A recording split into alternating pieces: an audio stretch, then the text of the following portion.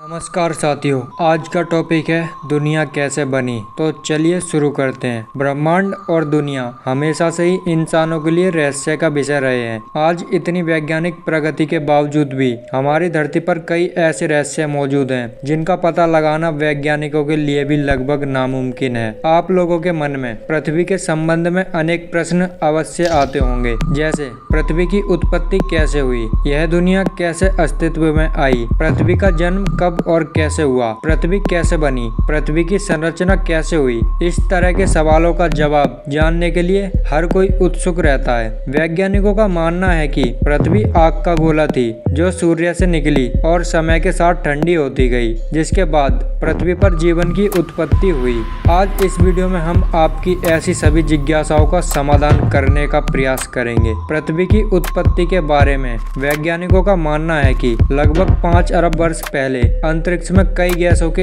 एक साथ मिलने से भयंकर विस्फोट हुआ था। इससे आग का एक विशाल गोला बना जिसे आज हम सूर्य के नाम से जानते हैं। धमाका इतना जोरदार था कि चारों तरफ धूल के कण फैल गए और गुरुत्वाकर्षण बल के कारण ये कण पत्थर के छोटे छोटे टुकड़ों में बदल गए। कई सालों के अंतराल के बाद ये कण आपस में जुड़ने लगे और कुछ समय बाद सौरमंडल का जन्म हुआ। और इस तरह लाखों साल बाद गुरुत्वाकर्षण के कारण पत्थर और चट्टान आपस में जुड़ने लगे। इस तरह धरती आग के गोले के रूप में पैदा हो रही थी। 4.54 अरब वर्ष पूर्व पृथ्वी का तापमान 1200 डिग्री सेल्सियस था। ऐसे समय में धरती पर सिर्फ उबलता हुआ लावा, चट्टानें और कई जहरीली गैसें हुआ करती थीं। ऐसे में पृथ्वी पर जीवन का अस्तित्व होना असंभव था। पृथ्वी की उत्पत्ति के समय थिया नाम का ग्रह 50 किलोमीटर प्रति सेकंड की गति से पृथ्वी की ओर बढ़ रहा था। यह गति बंदूक से निकली गोली से भी 20 गुना अधिक होती है। ऐसे में जब थिया ग्रह पृथ्वी की सतह से टकराया तो जोरदार विस्फोट हुआ,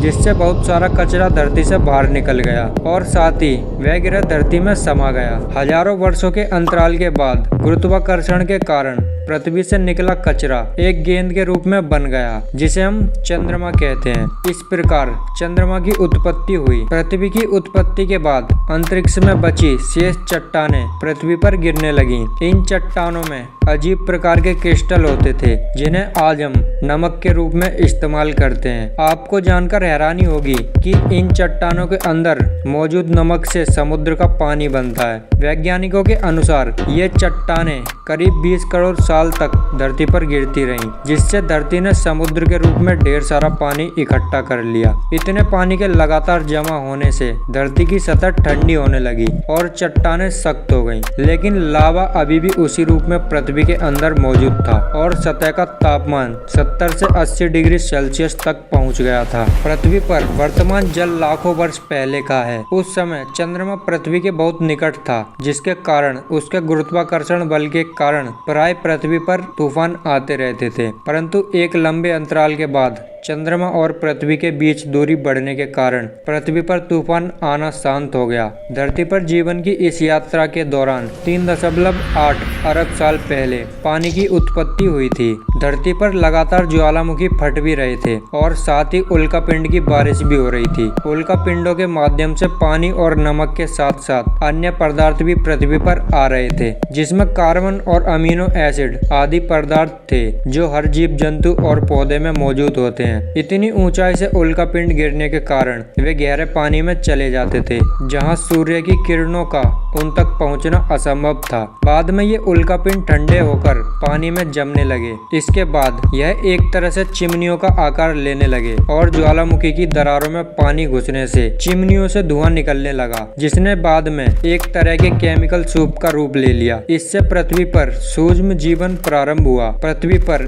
एकल कोशिका जीवाणु की उत्पत्ति हुई। पृथ्वी की उत्पत्ति के समय जब समुद्र की निचली सतह पर पौधे और पत्तियां उग रही थी, उन पर जीवित जीवाणु उत्पन्न हो रहे थे। वैज्ञानिक भाषा में इन्हें स्ट्रोमेटोलाइट कहते हैं। ये अपना भोजन सूर्य की किरणों से बनाते हैं और इस प्रक्रिया को वैज्ञानिक रूप से प्रकाश संश्लेषण कहते हैं। प्रकाश संश्लेषण की प्रक्रिया में सूर्य का प्रकाश कार्बन डाइऑक्साइड और पानी को ग्लूकोज में परिवर्तित परिवर्तित करता है। इसके साथ ही इस प्रक्रिया में उत्पाद के रूप में ऑक्सीजन गैस बनाती है, जो मनुष्य के लिए महत्वपूर्ण वायु है। एक लंबी प्रक्रिया के बाद महासागरों में ऑक्सीजन गैस भर गई और इससे पानी में मौजूद लोहे में जंग लगने लगी और इससे लोहे का अस्तित्व सामने आया। लंबे अंतराल के बाद समुद्र की सतह पर ऑक्सीजन गैस आने लगी, जिससे जीवन संभव हुआ। 2 अरब वर्षों तक पृथ्वी पर ऑक्सीजन का स्तर बढ़ता रहा और साथ ही पृथ्वी के घूमने की सीमा भी कम हो गई।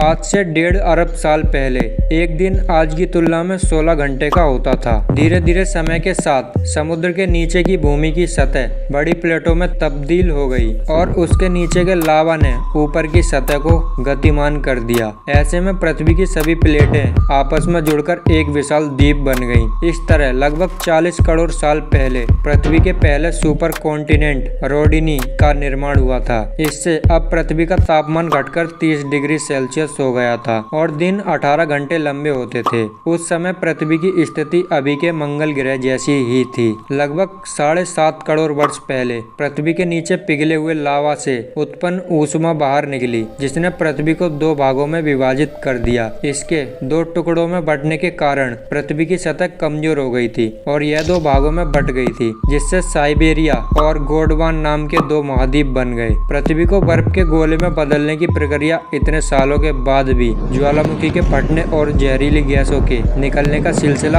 अब भी जारी था। जहरीली गैसों में कार्बन डाइऑक्साइड सूर्य से निकलने वाली किरणों को अवशोषित करने लगी और इससे पृथ्वी का तापमान बढ़ने लगा। बढ़ते तापमान के कारण समुद्र में गर्मी पैदा होने लगी और समुद्र का पानी भाप बनकर बादलों का रूप लेने लगा। साथ ही कार्बन डाइऑक्साइड गैस के कारण अम्लीय वर्षा होने लगी। कार्बन डाइऑक्साइड के साथ वर्षा के कारण यह गैस चट्टानों और पत्थरों द्वारा अवशोषित हो गई और कुछ हजार वर्षों के बाद पृथ्वी का तापमान घटकर शून्य से -50 डिग्री कम हो गया। इससे धरती बर्फ के गोले में बदल गई। ज्वालामुखी फटने की प्रक्रिया अब भी चल रही थी, लेकिन बर्फ की अधिकता के कारण ज्वालामुखी से निकलने वाली गर्मी बर्फ को पिघला नहीं पा रही थी और इसके अलावा कोई अन्य स्रोत नहीं था जो जहरीली गैस कार्बन डाइऑक्साइड को अवशोषित कर सके। सभी चट्टानें और पत्थर बर्फ के नीचे दबे थे। कुछ समय बाद कार्बन डाइऑक्साइड गैस के बल ने सूर्य की गर्मी को अवशोषित करना शुरू कर दिया, जिससे बर्फ पिघलने लगी। जिसके बाद पृथ्वी पर दिन 22 घंटे के हो गए। बर्फ के लगातार पिघलने से सूर्य से निकलने वाली हानिकारक परावैंगनी किरणें सीधे पृथ्वी पर पड़ रही थी, जिससे एक रासायनिक अभिक्रिया शुरू हो गई और पानी से हाइड्रोजन पेरोक्साइड बनने लगा और उसके टूटने के बाद ऑक्सीजन बनने लगी। जब ऑक्सीजन गैस धरती से 50 किलोमीटर ऊपर उठी तो वहां रासायनिक प्रतिक्रिया शुरू हो गई, जहां ओजोन नाम की एक परत बनी है, जिसने सूर्य से आने वाली परावैंगनी किरणों को सीधे धरती पर आने से रोकने का काम किया। अगले 15 करोड़ सालों तक इस गैस की परत बहुत मोटी होती चली गई और इधर पृथ्वी पर ऑक्सीजन गैस की मात्रा बढ़ने लगी, जिससे पेड़ पौधे अस्तित्व में आए और जीवन का प्रारंभ हुआ। तो दोस्तों, आज की वीडियो यहीं समाप्त करते हैं और मिलते हैं अपनी अगली वीडियो में, जिसमें हम बताएंगे कि धरती पर पहला इंसान कैसे आया। तो ये जानने के लिए हमारे चैनल को सब्सक्राइब करके हमसे जुड़ जाइए और वीडियो अच्छी लगी हो तो लाइक कर देना और कमेंट करके जरूर बताना कि मैं एक नए चैनल के हिसाब से कैसी वीडियो बना रहा हूँ। तो मिलते हैं अगली वीडियो में, जब तक के लिए जय हिंद।